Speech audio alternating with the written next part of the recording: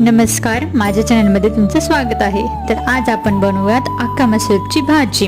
त्यासाठी तुम्ही एका कुकरमध्ये 1 वाटी अख्खा मसूर आणि 2 ग्लास पाणी टाकून 2 ते 3 शिट्ट्या करून घ्याव्या। तर शिट्ट्या करून घेतल्यानंतर हे अशा प्रकारे दिसेल तुम्हाला।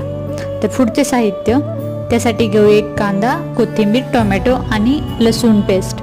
कढईमध्ये तेल टाकून त्यामध्ये मोहरी टाकावी, त्यानंतर कढीपत्ता टाकावा आणि लसूण टाकून व्यवस्थित त्यांना भाजून घ्यावे।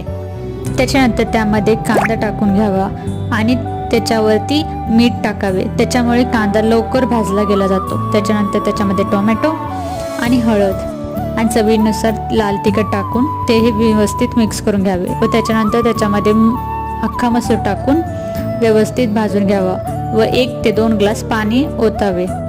त्याला फुल गॅसवरती ठेवून उकळी आल्यावर त्याच्यावरती कोथिंबीर टाकावी। 10 मिनिट असे गॅसवर ठेवून तयार झाली तुमची अख्खा मसूरची भाजी।